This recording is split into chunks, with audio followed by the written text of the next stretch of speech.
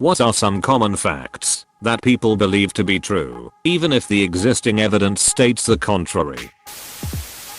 Camels don't use their humps to store water. They use them to store fat reserves, because storing fat reserves around the body like humans would keep them too warm. So they have it all in one spot. That is very interesting, and I had no idea. Thank you. If the police arrest you and do not read your rights, the case will automatically be thrown out. That only invalidates any interrogation they conduct. To piggyback, that police have to read you your Miranda rights. Miranda only comes into play for questioning. If they don't want to ask you any questions, they don't have to read Miranda. Your Miranda rights to piggyback. Miranda is a warning. It is not the source of your rights. Your rights existed before Miranda.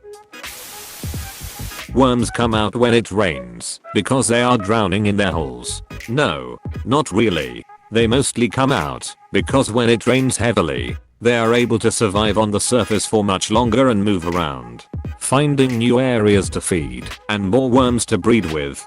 Starts to rain worms. You'll trina smash. Edit. My most liked comment to date, and it's on my ducking PRN alt. Edit 2, and it's about ducking worms.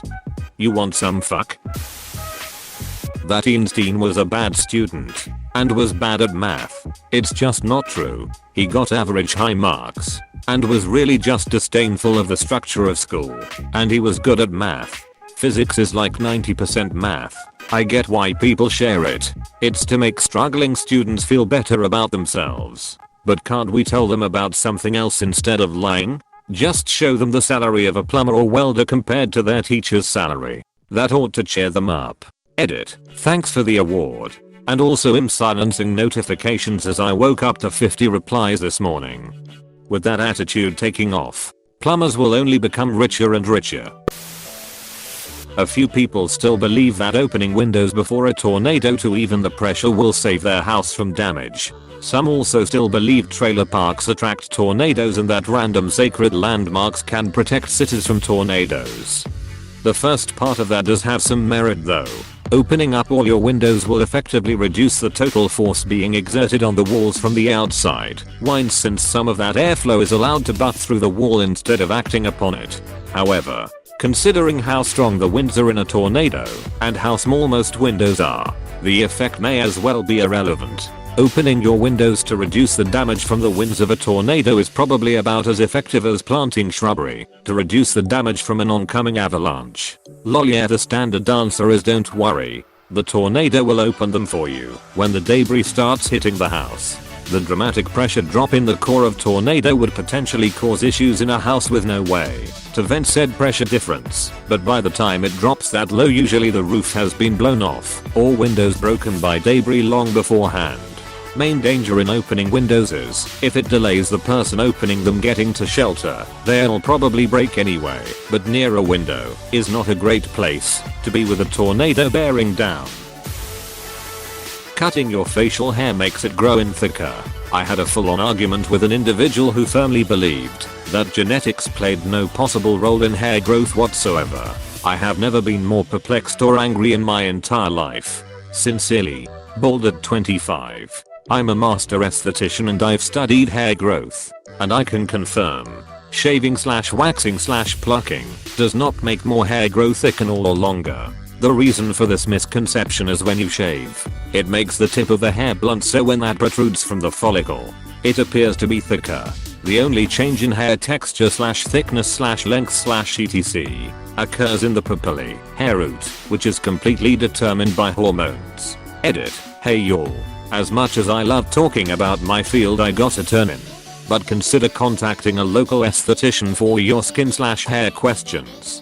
I think also it comes from when people start shaving, their hair will be thinner because they are probably 13 over 14. Then as they age and go through puberty, their hair gets thicker and people attribute that to shaving rather than just getting older. The most violent arguments I've had have been convincing patients with a viral cold that they don't need antibiotics.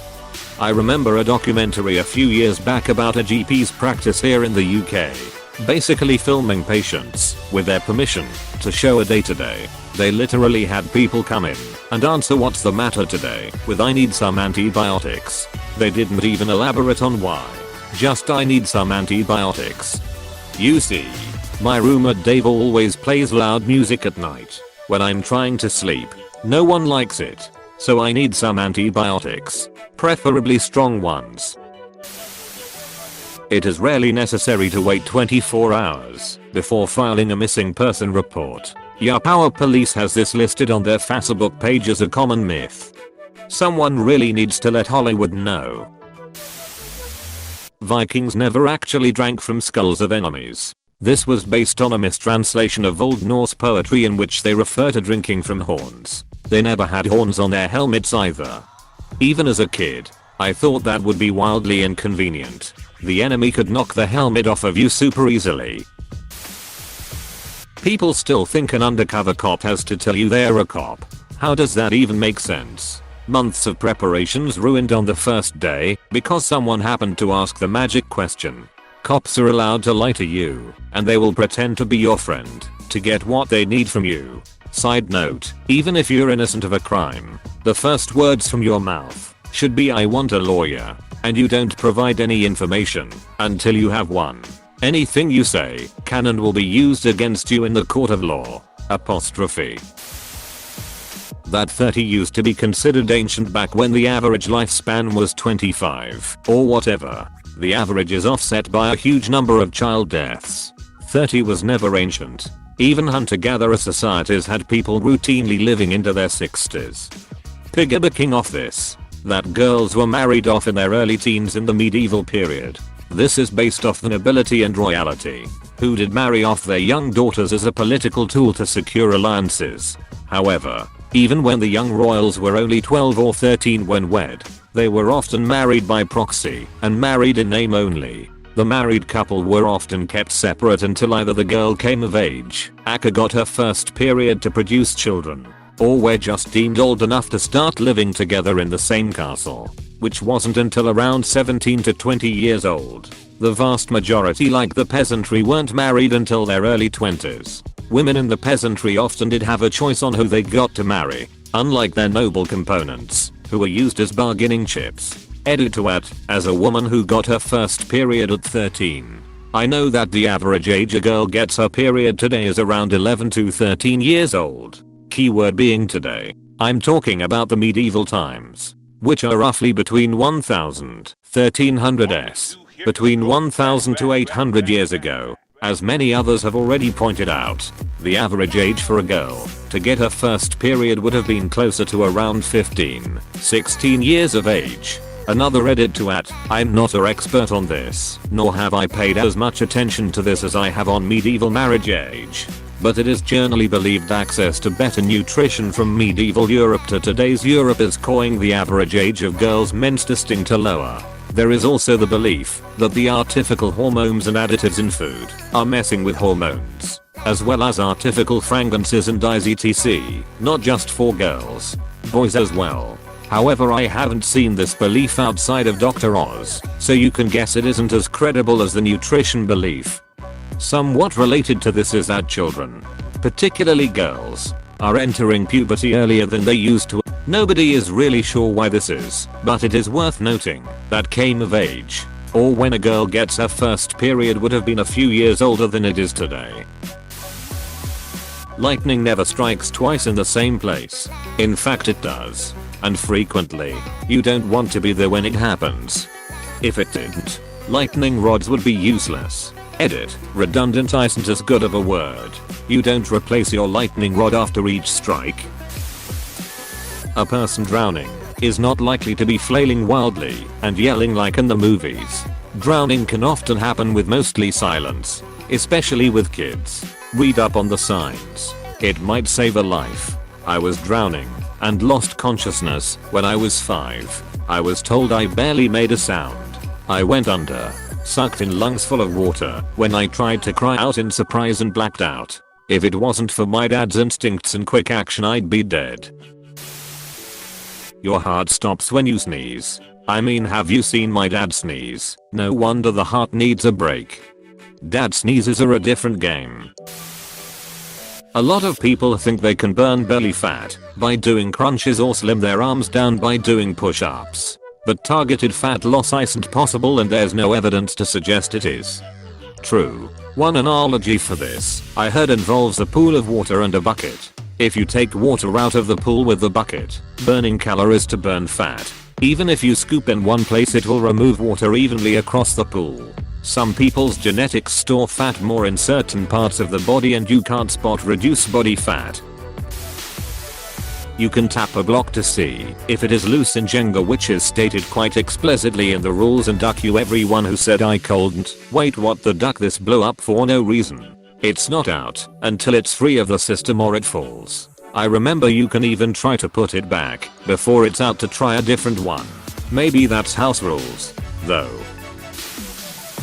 Cracking your knuckles too often will give you arthritis. Nope. No conclusive study has ever backed this up. It just releases the gas from the synovial fluid in your joints, which is neither good nor bad. Oh, that's good to know. As a kid I just accepted my fate because I liked the crack sound. How your knuckles go pop pop. Alpha theory in dog training. The researcher that originally described the dominant theory was watching captive wolves at a zoo pack that was artificially created from unrelated specimens. The hierarchy in this curated collection was determined through fights and struggles for dominance, and this dynamic was then applied to domestic dogs and how they view themselves in relation to humans. This drove the dominate your dog style of training popular with Cesar Millan and his acolytes when the scientific community was able to observe a wild wolf pack.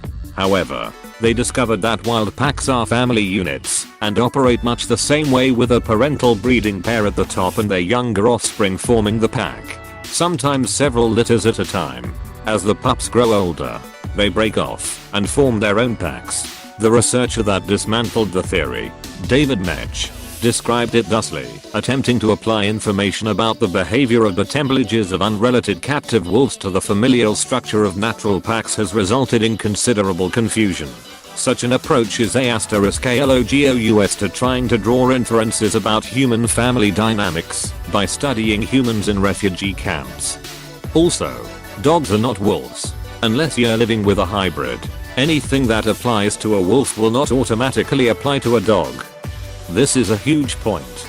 Dogs have been selectively bred for hundreds of years to act and respond to humans a certain way. That's why we have stuff like experiments showing that dogs generally look to humans for help with problems and are often good at following cues like pointing, whereas wolves tend to ignore humans altogether. Dogs are bred to look to humans for guidance. You don't need to adopt some borderline abusive alpha aggression to gain their respect or whatever.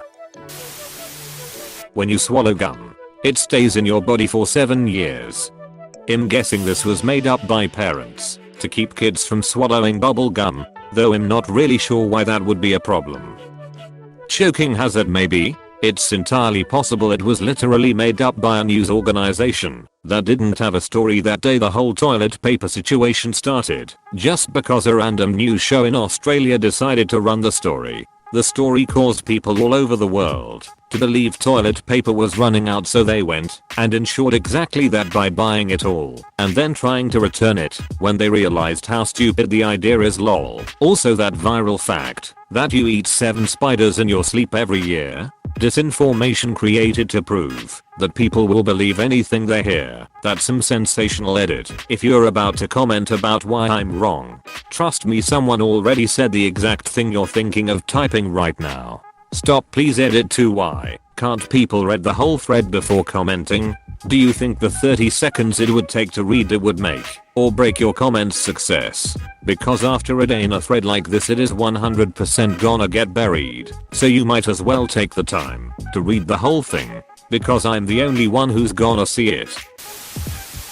I scrolled fairly far down and did not see what came to mind for me. A lot of people think blood is blue inside of the body and that it only appears red because of the oxygen or something in the air. I tried to explain this to a past coworker who was a former nurse, and she wasn't having any of it.